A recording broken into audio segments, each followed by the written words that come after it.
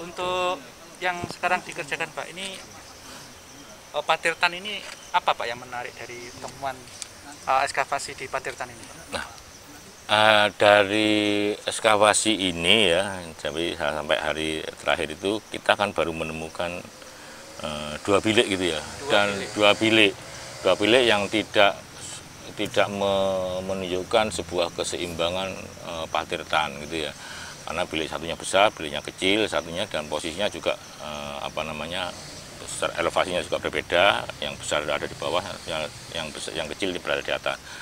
Artinya ini di luar Lumbah Patirtaan gitu ya, karena sepengetahuan saya selama ini Patirtaan itu selalu membagi ruangan dengan berimbang gitu ya. Kalau misalnya 2 bilik ya dia akan sama gitu. Kalau 3 bilik berarti ada penyeimbang yang di bagian tengah seperti itu, seperti di Colotundo seperti itu ya. Dan saya rasa ini masih belum selesai. Saya menduga masih ada 1 buah kolam lagi sebagai penyeimbang gitu ya. Berarti ini yang dibuka masih sebagian Pak ya? Ini masih sebagian ya, jadi masih ada tempat masih ada karena struktur yang bagian depan ini masih berlanjut gitu ya. Jadi di bawah kita ini masih ada. Di bawah kita ini masih ada. Nah, kita perkirakan seperti itu, dan itu akan tetap kita lakukan ekskavasi pada tahun anggaran depan gitu ya. Mudah-mudahan itu bisa dilakukan 2 instansi antara BPJB dan pemerintah kota. Kolaborasi gitu. Pak. Kolaborasi seperti itu.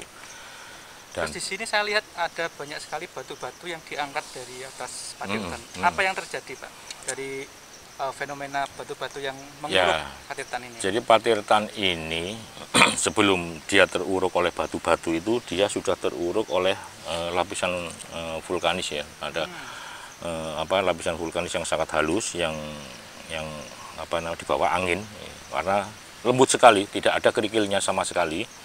Artinya itu memang terbawa angin karena sifatnya ringan, dan saya perkirakan itu berasal dari letusan kelut pada masa lalu yang sangat dahsyat gitu ya. Karena kelut berkali-kali meletus, dan selalu sebagian besar itu arah lahar, arah anginnya itu mengarah ke barat. Jadi terdampak juga hujan-hujan material vulkanis yang paling halus gitu ya, yang paling halus. Dan itu bahkan yang terakhir sampai ke Jawa Tengah, sampai ke Jogja juga kan. Jadi tidak menutup kemungkinan kalau di sini juga lebih lebat. Ya. Nah, dan kemungkinan itu letusan di bawah tahun 51. Kan 51 itu juga besar letusannya, terutama tahun 1912 itu juga sampai mengubur wilayah kota Blitar sampai hampir 1 meter itu. Nah, itu diperkirakan menutup Patirtaan ini. Dan di atas itu baru ada batu-batu besar yang berasal dari longsoran landscape sisi atas, sisi barat itu ya.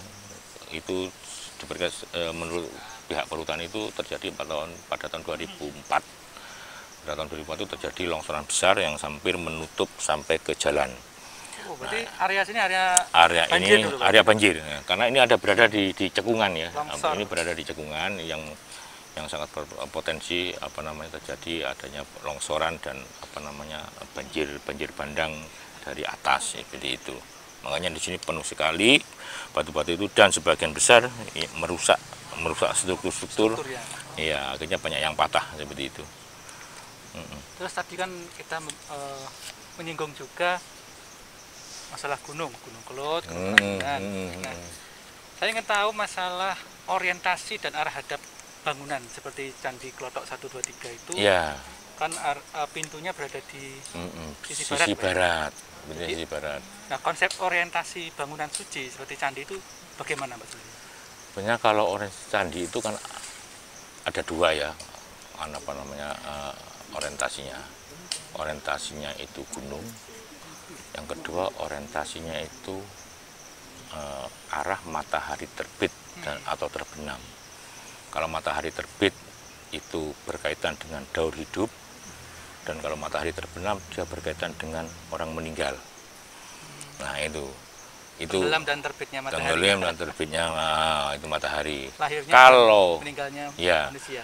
Dan kalau ke gunung itu merupakan konsep dari pemahaman masyarakat pada masa lalu yang menempatkan roh leluhur itu berada pada stana yang tinggi dan berada di gunung. Itu. Jadi mereka sudah dianggap bersatu dengan dewa, dia diperdewakan di atas gunung roh-roh leluhur itu. Makanya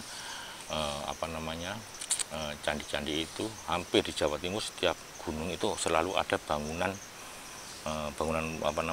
pemujaan ataupun candi-candi yang mengelilingi. Artinya itu orientasinya ke gunung berkaitan dengan itu stana para dewa ya, atau roh leluhur gitu ya. Tapi kalau di Klothok ini, kalau saya lihat bahwa ini arahnya, kalau secara dari mata angin itu dia tidak ke arah ke timur persis, dia arahnya lebih mengarah ke tenggara. Tenggara kebetulan itu arah dari Gunung Kelut. Nah, itu arah Gunung Kelut. Nah, Gunung Kelut sendiri hampir semua dikelilingi. Dia dikelilingi bangunan suci itu ya. Baik itu ada petirtaan maupun candi-candi ataupun teras-teras berundak gitu ya. Itu dikelilingi seperti itu. Jadi kalau menurut saya ini di Klothok ini orientasinya dia berada ke Kelut gitu ya. Ke Kelut sebagai stananya, kalau masa Kediri itu dianggap sebagai stananya Sang Hyang Asalapati, atau itu yang nama lain secara lokal itu berkaitan dengan Siwa gitu ya. Artinya Siwa sebagai perusak gitu. Makanya dia mengarahkan itu ke Kelut supaya untuk memohon bahwa jangan terjadi adanya perusakan yang lebih besar, bencana seperti itu. Tapi kalau mitigasi secara religi, spiritualnya seperti itu. Tapi kalau itu mengarah yang dipakai itu sebagai arahnya arah matahari terbit, berarti itu berkaitan dengan daur hidup gitu ya. Artinya daur hidup kepercayaan yang tidak terikat oleh sebuah aliran ya, sebuah aliran agama, karena pada dasarnya di sini ini Wanasrama. Kalau Wanasrama itu biasanya mereka sudah meninggalkan aliran-alirannya ya. Alirannya hanya yang mereka lihat adalah bagaimana kita berbuat baik, kan ada penggambaran biasanya relief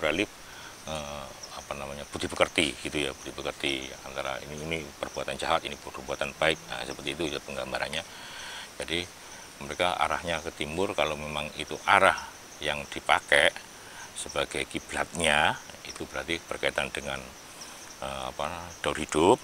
Tapi kalau yang dituju adalah Gunung Kelut, berarti berhubungan dengan Sang Hyang Asalapati ya, sebagai dewa perusak itu.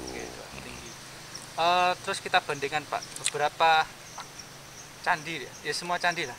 Saya lihat dari yang tadi Jawa Tengah, kemudian Penataran, posisinya kan ada di selatan Gunung Kelut. Ya, betul. Kemudian beberapa candi yang ada di Pasuruan, Mojokerto. Kemudian beberapa candi yang ada di Pasuruan, Mojokerto, di Malang. Semua arah hadapnya selalu ke orientasinya tenggara ya. Barat laut. Ya. Entah pintunya yang ada di barat laut maupun di tenggara. Semacam itu.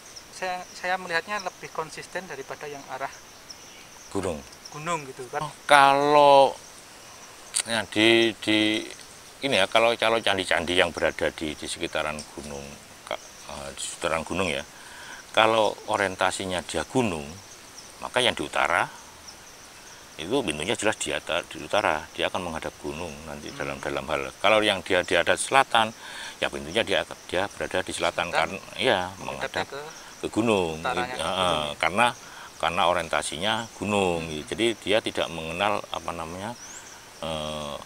orientasi mata angin gitu, karena pusat religinya ada di gunung.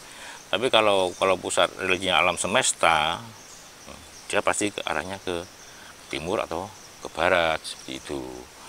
Dan seperti Candi Penataran itu memang tidak ke Kelut, dia berada di sisi selatan dan dia arah ke tenggara. Dan memang